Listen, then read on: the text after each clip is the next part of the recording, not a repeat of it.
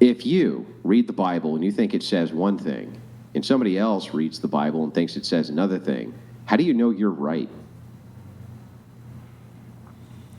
I mean, I think that's just the Holy Spirit that you feel inside. But I'm always open-minded. If they say they have the Holy Spirit and you say you have the Holy Spirit, who's right? I don't really care about who's right. I read the Bible myself, and I also interpret it the way I, understand it. That's called exegesis. So exegesis is you read the Bible, and you have the Holy Spirit. The Holy Spirit is speaking through you as you interpret what the passage means. And somebody else who's next to you, he also has the Holy Spirit, and he interprets it to mean something else. How do you determine which one of you is correct? How do you know that you're not wrong and he's not right? I guess you don't. I'm always okay with being wrong. But there is a way. I just feel like there is a way that you can know. If your religion, kept you in God's presence, why do you practice variance every day? It seems like a fleshly thing rather than living in the Spirit, which is, trying to live with love, joy, happiness, self-control, and all those things, and being nice to people, but you argue with people every day. No. Christianity is about mastering the passions. There's a lot of things in the Bible. There's a time and a place for passions, but you're not supposed to live inside of passions. Not at all. That's antithetical to Christian ethics, is to live inside your passions.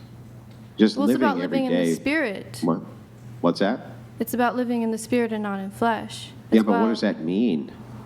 Galatians 5, about living in the Spirit. There's a whole thing about living in the fruits of the Spirit. Yeah, but what does that mean, though? Like, how would you instruct somebody to do that?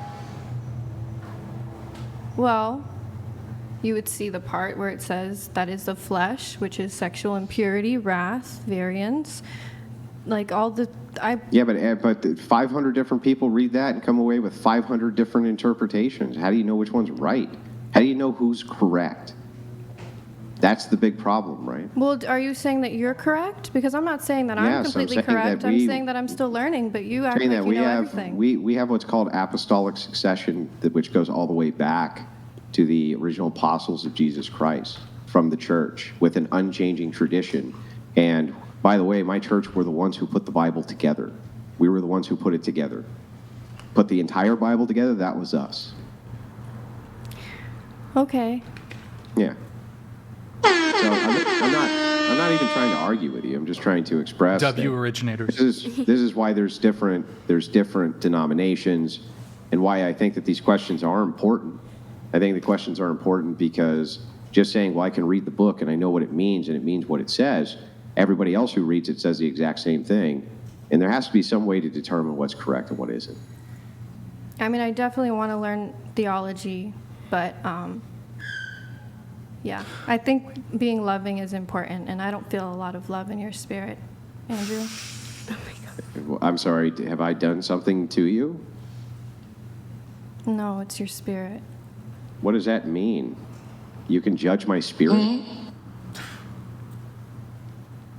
I have nothing to say. By what capacity can you judge somebody's spirit?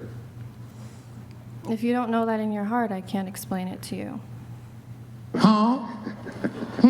Oh, okay. So you know my spirit and you can judge it through a screen based on a couple of minutes of exchange?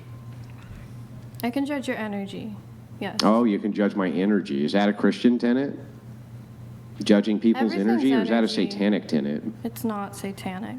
Everything is spirit and energy. Everything is spirit energy. Where can I find that? Is that in the book of You Just Made It the Fuck Up? Was it chapter 4 or 5? Like, where can I find this in the Bible? Everything is spirit energy, and then I can learn how to judge it. Isn't that heresy? Total heresy. But go ahead, tell me where it is.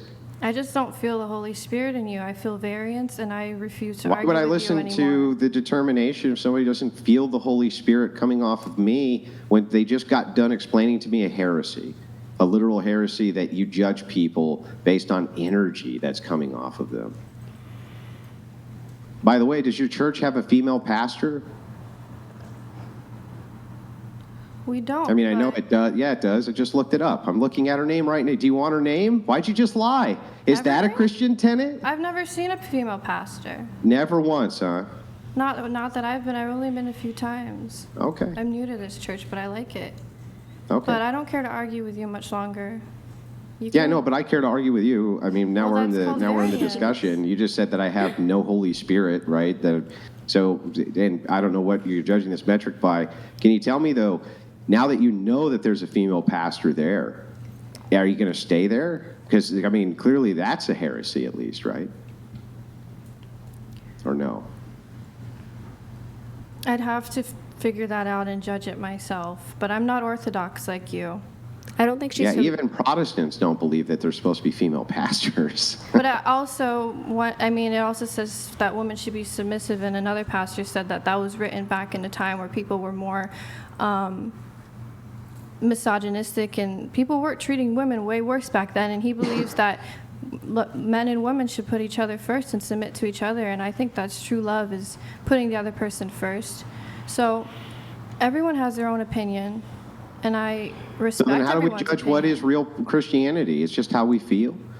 Like, can I worship the devil and be a real Christian? Can I worship the devil and be a real Christian? What would make me not a real Christian if I said, I worship the devil, but I'm also a Christian? What would make me not a Christian? Is there any criteria you could apply to that? Like any? Well, I don't worship the devil. Yeah, I know, but that's not my question. My question is, if a person told you they worship the devil, but they're a Christian, what criteria would you apply that they're not? As a Catholic, I would say, well, that doesn't align to what baptism Let her is. answer. What criteria would I judge if someone's Christian or not? Yeah. I mean, I can't judge people because people say they're Christian, but then they have premarital sex, or they do a lot of sins, and they don't actually follow the Bible. But at the end of the day... Sounds like you're judging them. Huh?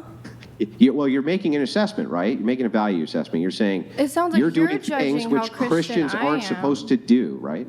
What? That's what you're doing. That's a judgment. Well, same with you. You're saying in the Bible. Yeah, exactly. I agree. All the time I judge what people are doing, whether or not it's part of Christian ethics or not.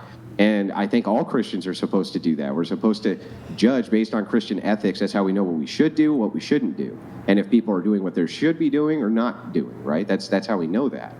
So I'm just asking, what is the standard for which you would even use to apply to tell a person who said that they worship the devil and were a Christian? Would you even tell them that they weren't? Would you be like, no, you're not? You can't worship the devil and be... Would you even say that to them? Well, yeah, as for worshiping the devil... Well, then you judge. You to an extent, I guess. Yeah. What's wrong with that? Is there anything wrong with judgment? I think when you're being mean about it, yes. Oh, I don't want to be mean. You are mean. Oh, is that in the first book of Nice, chapter 4? And I find that is that in between Corinthians and Timothy? Is it the book of Nice? It's okay, Andrew. I have nothing but love for you, and I don't wish to proceed. You sound like you have nothing but love for me. Well, you should probably end this the best Protestant way and just say, I'll pray for you. Just say, I'll pray for you. I mean, we know that actually means fuck you, but you could say, I'll pray for you. It's okay. Go ahead. I genuinely will pray for you. True. I'm sure you will. I'm sure you will pray for me. Okay.